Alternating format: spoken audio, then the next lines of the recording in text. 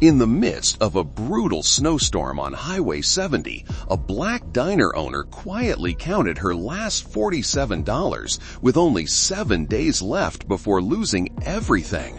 At her lowest moment, 15 weary Hell's Angels knocked, seeking shelter.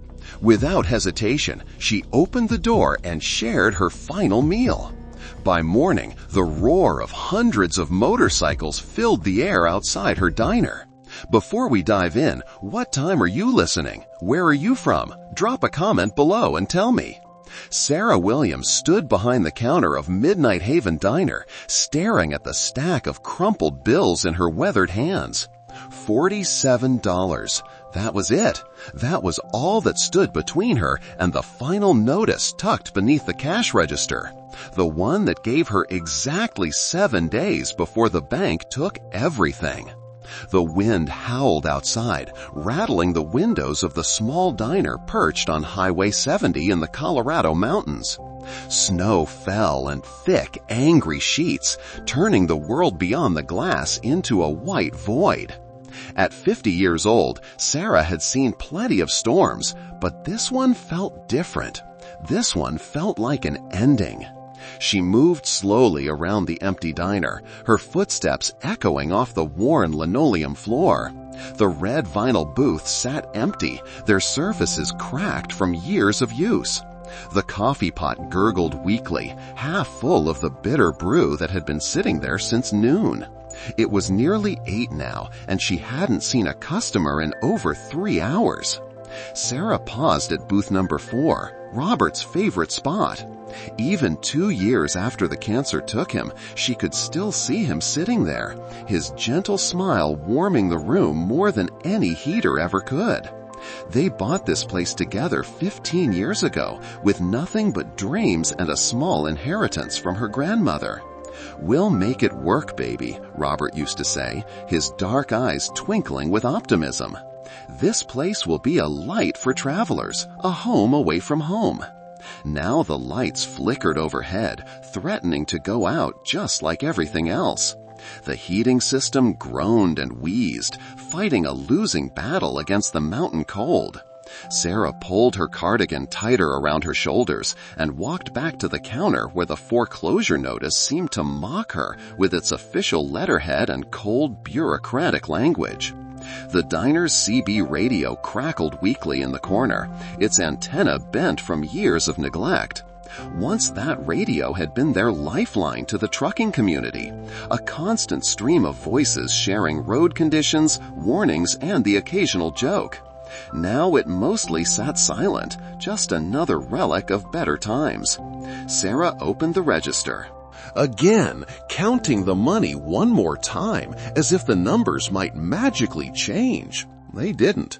$47 wouldn't even cover the electric bill, let alone the 3 months of back payments the bank demanded.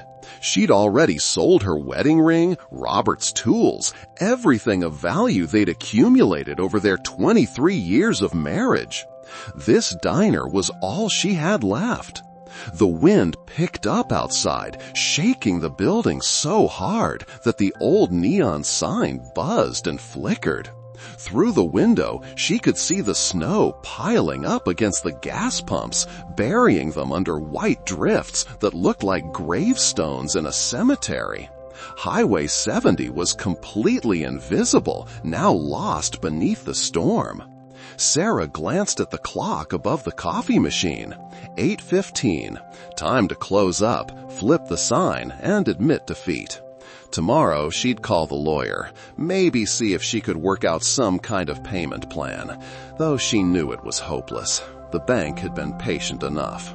She was reaching for the light switch when she heard it, a low rumble that cut through the howling wind like thunder.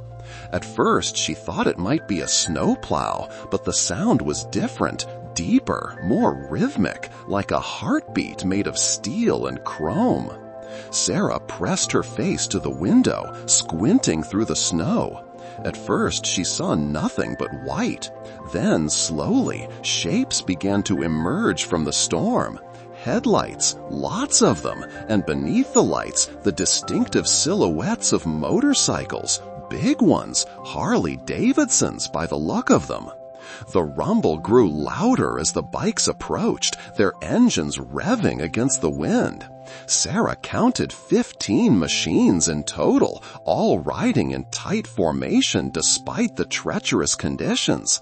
As they pulled into the diner's parking lot, their headlights swept across the windows like searchlights, filling the empty dining room with harsh white light. Sarah stepped back from the window, her heart pounding. She'd heard stories about motorcycle clubs, seen them in movies, but she'd never actually encountered one. These men, and they were all men, she could tell even through their heavy winter gear, looked like something out of a nightmare. Leather jackets, boots, helmets that hid their faces. They moved with the confidence of people who weren't used to being told no.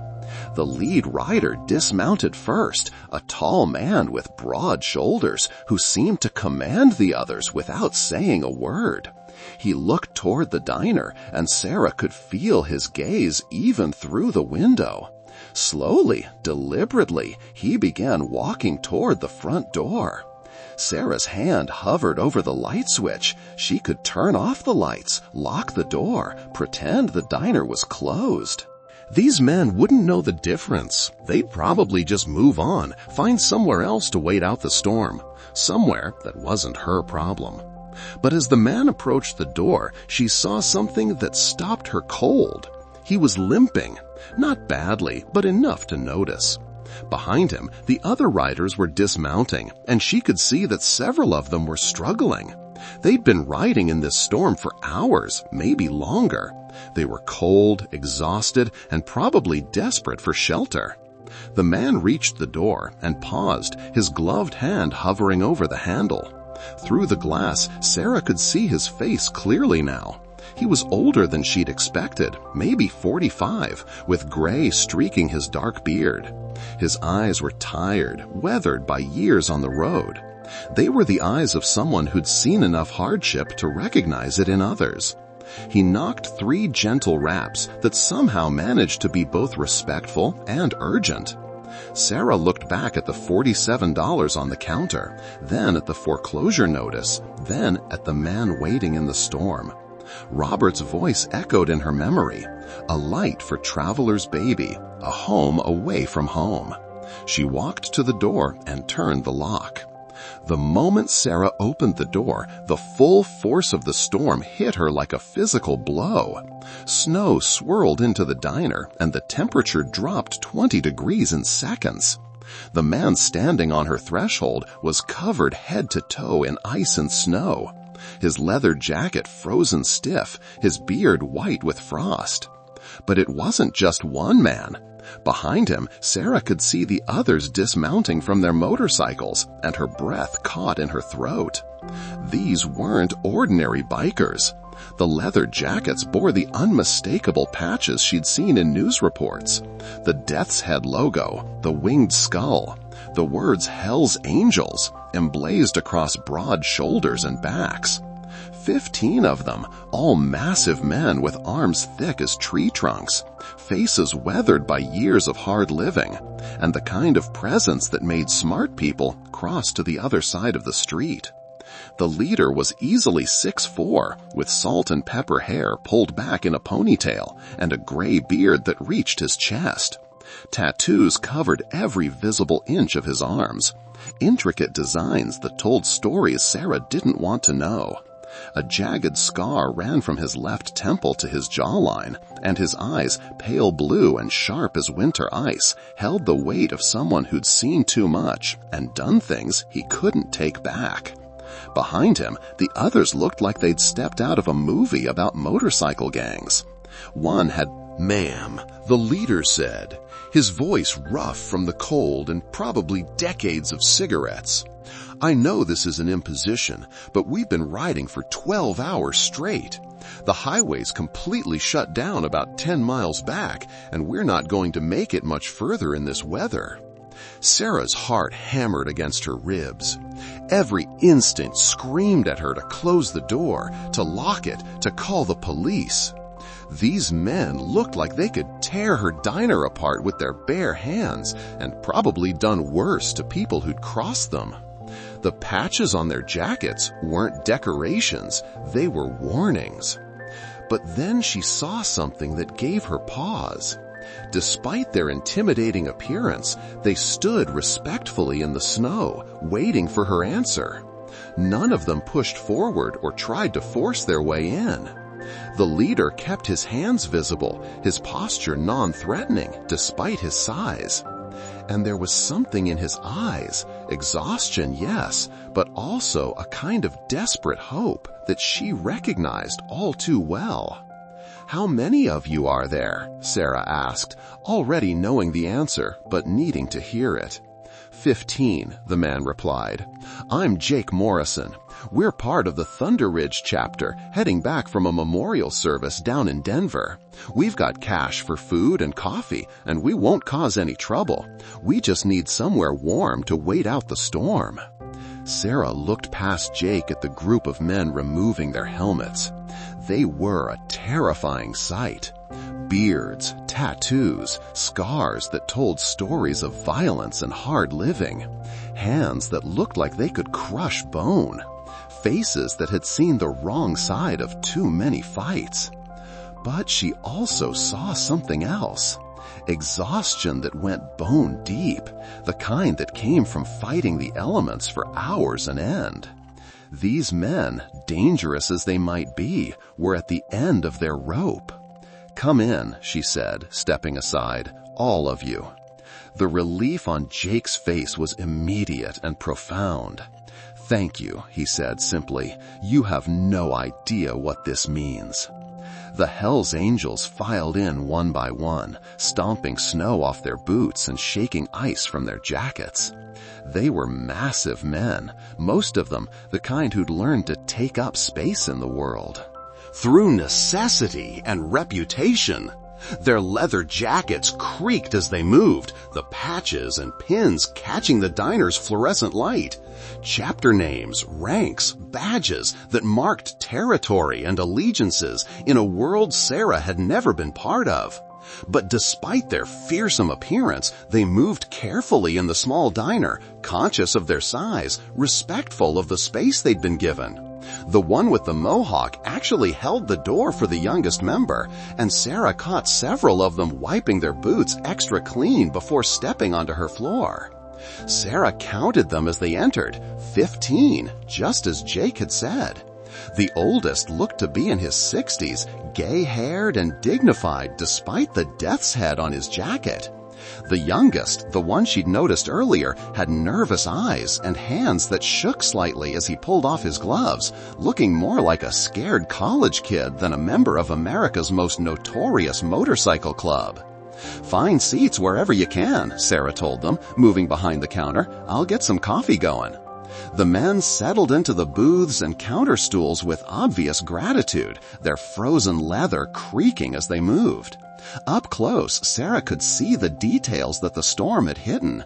The intricate artwork of their tattoos, the careful maintenance of their patches, the way they instinctively arranged themselves so that the older, more senior members took the best spots while the younger ones deferred without being asked.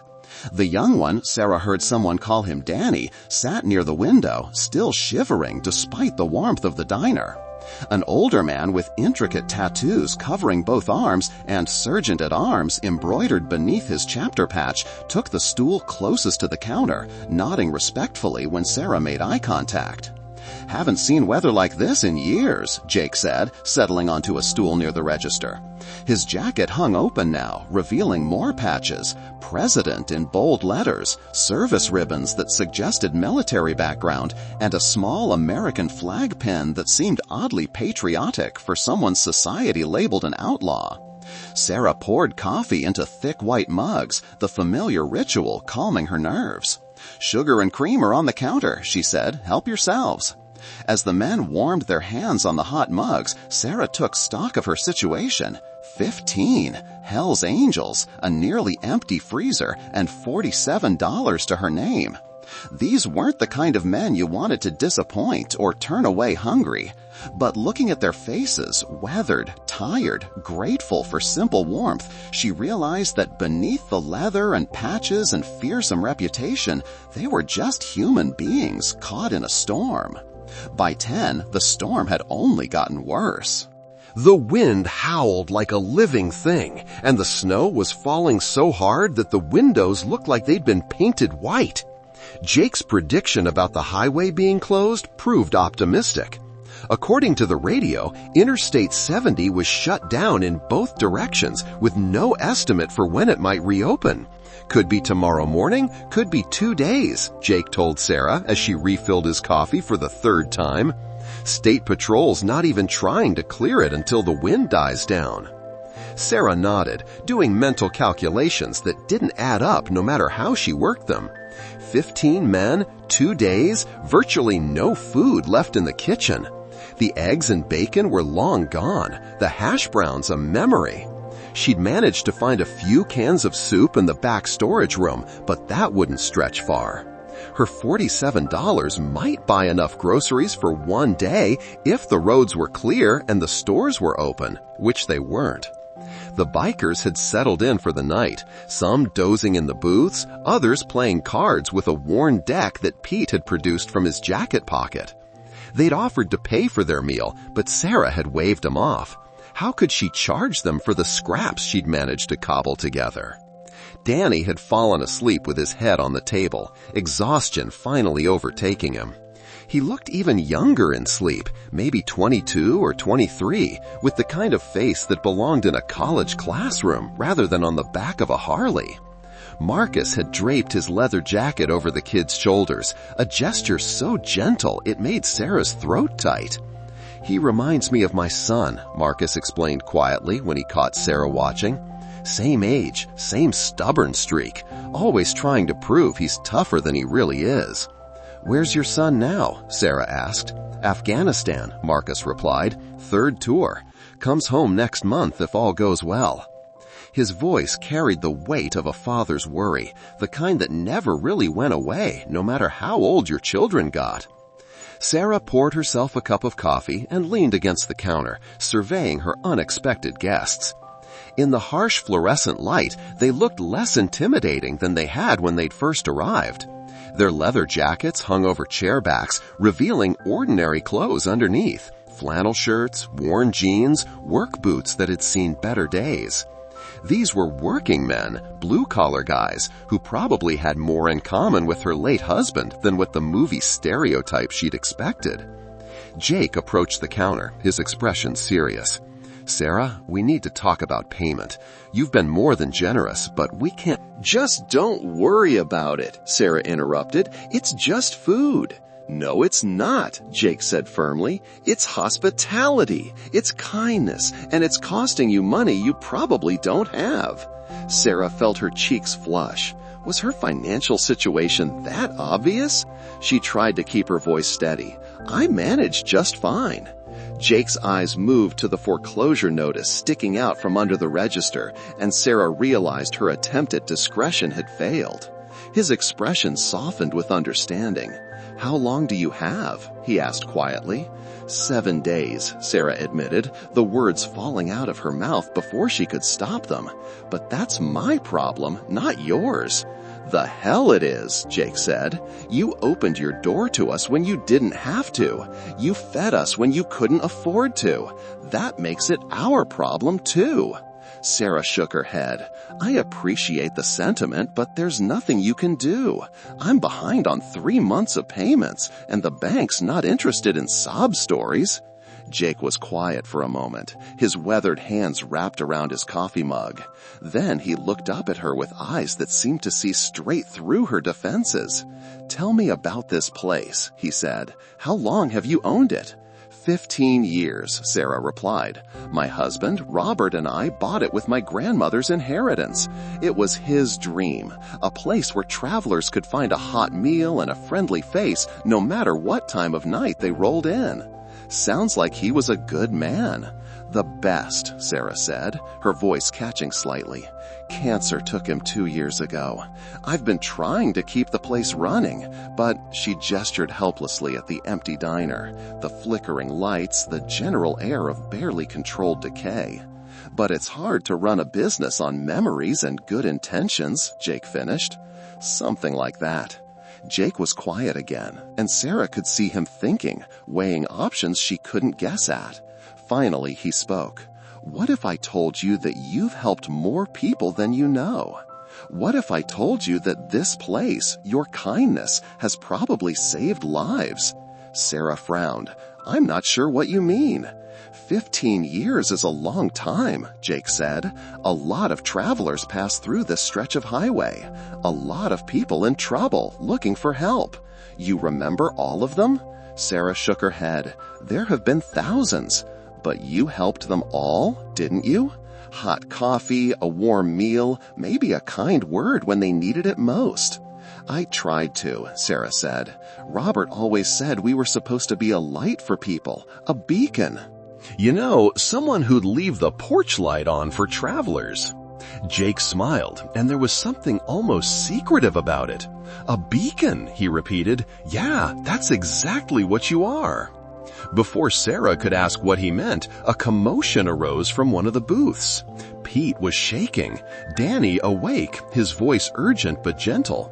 "Kid, wake up! You're having a nightmare." Danny jerked upright, his eyes wild and unfocused. For a moment, he looked around the diner like he couldn't remember where he was. Then recognition dawned, and his shoulders sagged with relief. "Sorry," he mumbled. "Bad dreams. They come and go."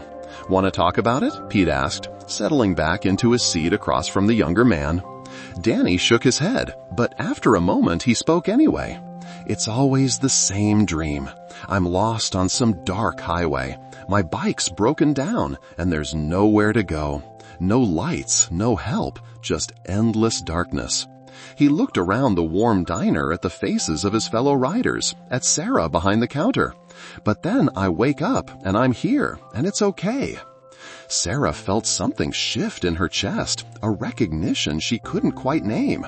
How many people had sat in these same booths, found comfort in this same warm light?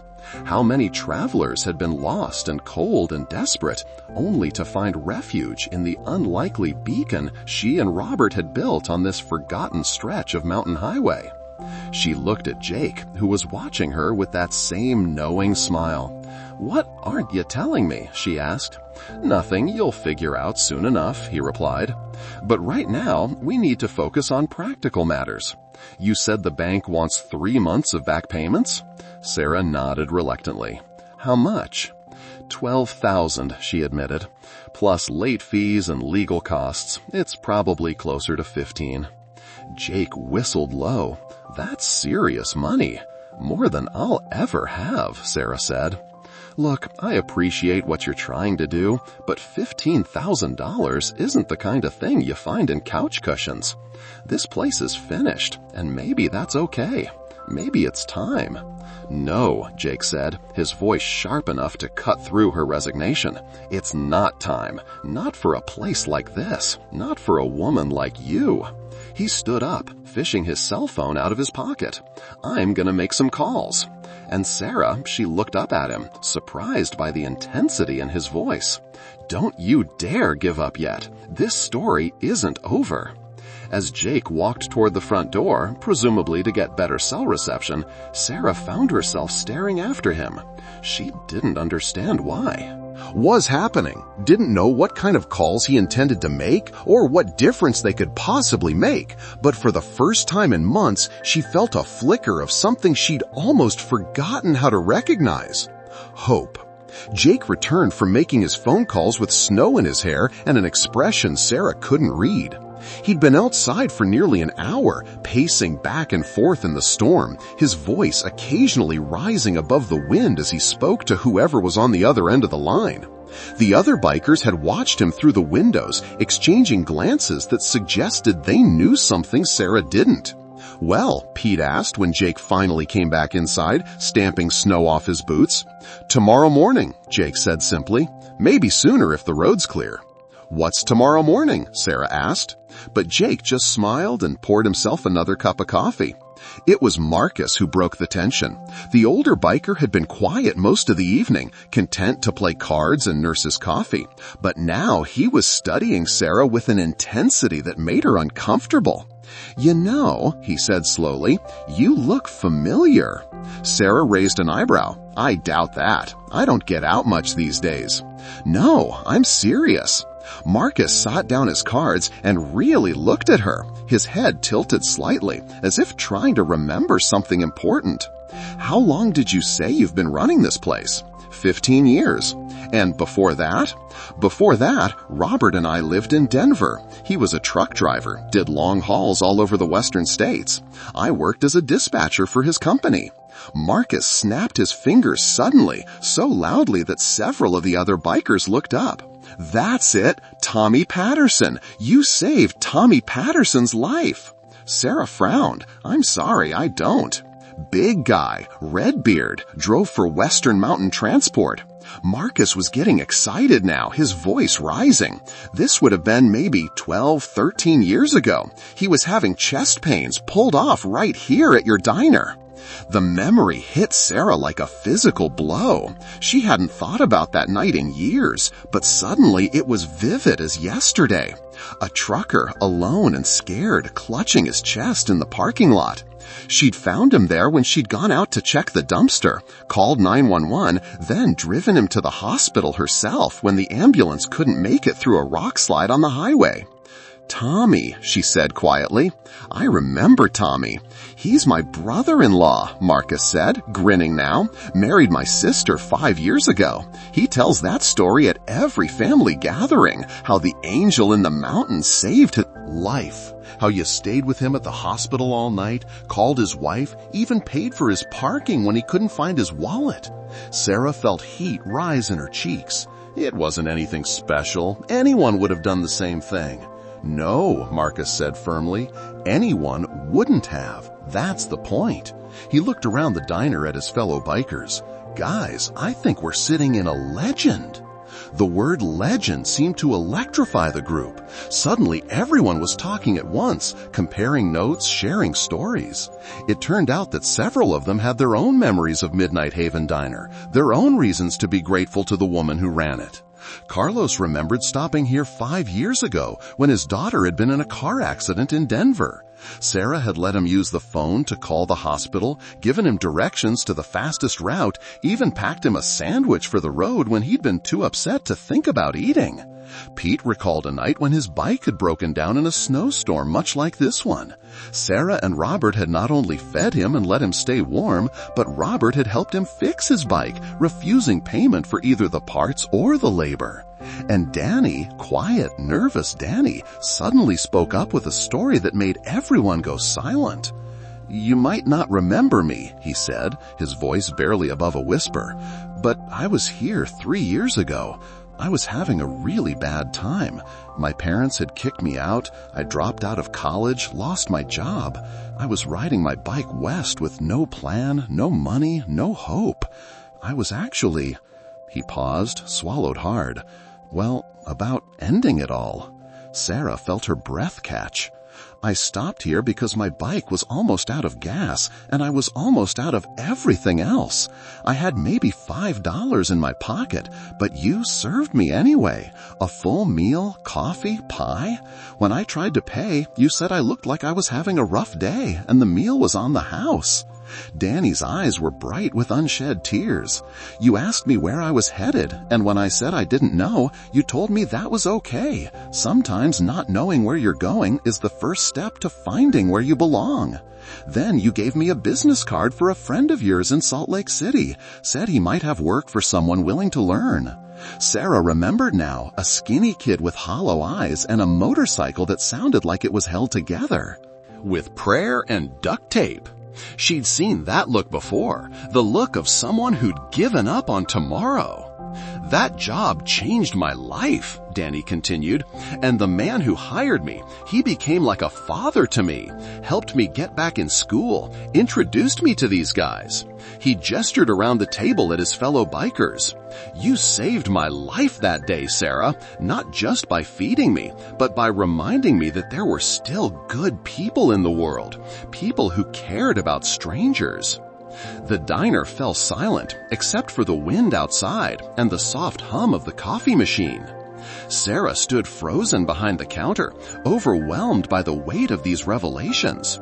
She'd helped people over the years, sure, but she'd never thought of it as anything extraordinary. She'd just done what felt right, what Robert would have wanted her to do.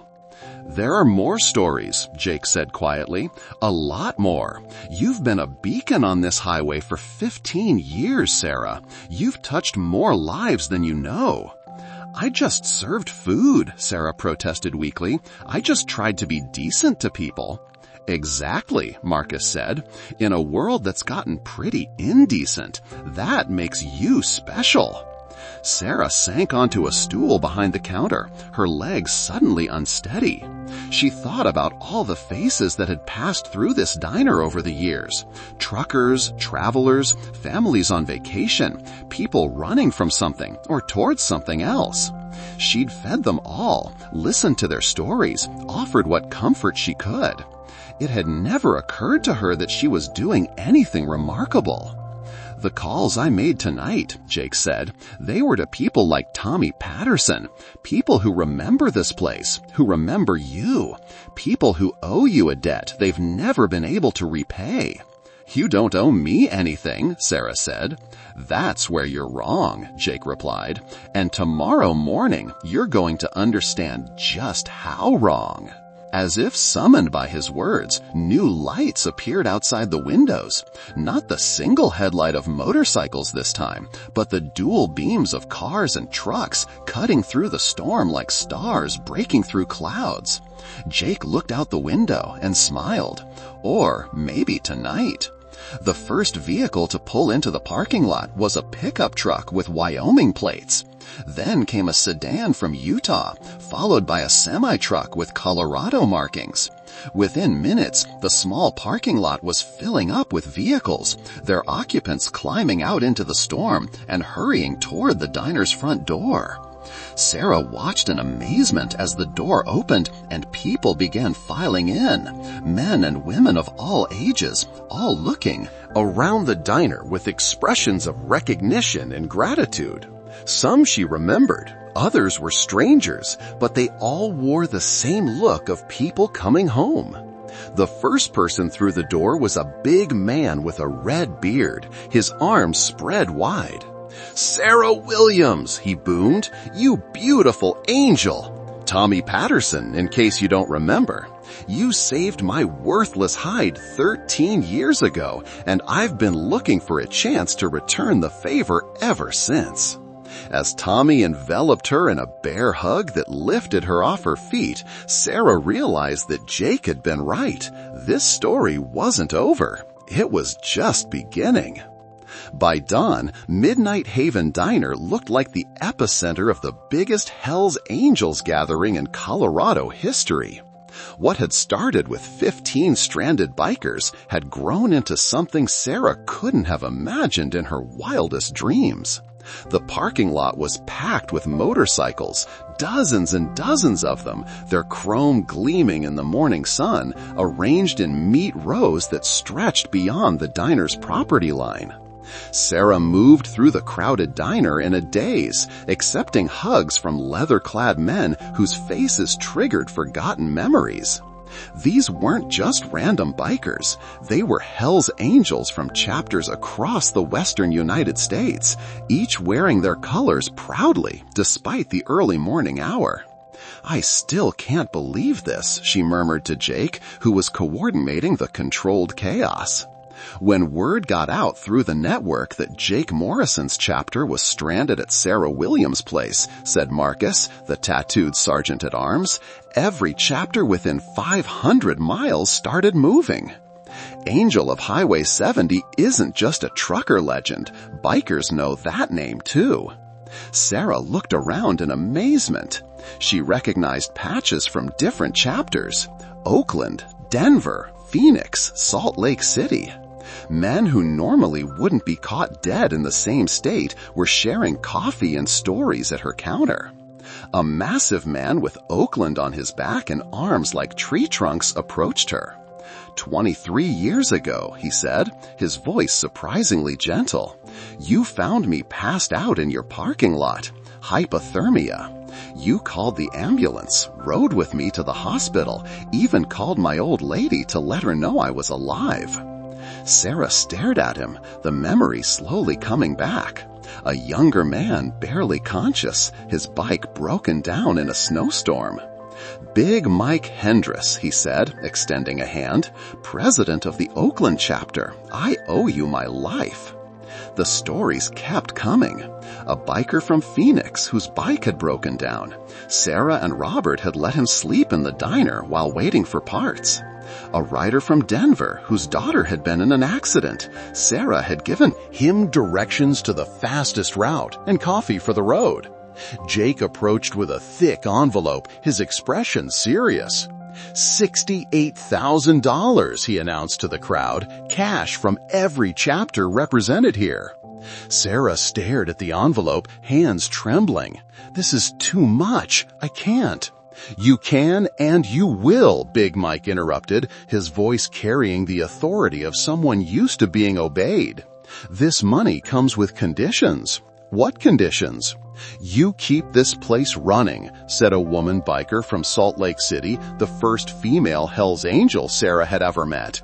You keep being the angel you've always been. Jake produced a rolled paper. An architect's drawing of the diner expanded with a proper biker lounge, secure parking for motorcycles, and maintenance facilities. Midnight Haven, Biker Haven, he explained. Official rest stop for every Hells Angels chapter from California to Colorado. Will guarantee regular business, provide security, and handle maintenance. A grizzled veteran from Phoenix stepped forward. We're also setting up a protection detail. Nobody messes with this place or you. You're under Hells Angels protection now. The CB radio suddenly crackled to life. Breaker 1N, this is Road Dog calling for the Angel. We got 40 bikes rolling your way from Utah. ETA 30 minutes. Sarah picked up the microphone with shaking hands.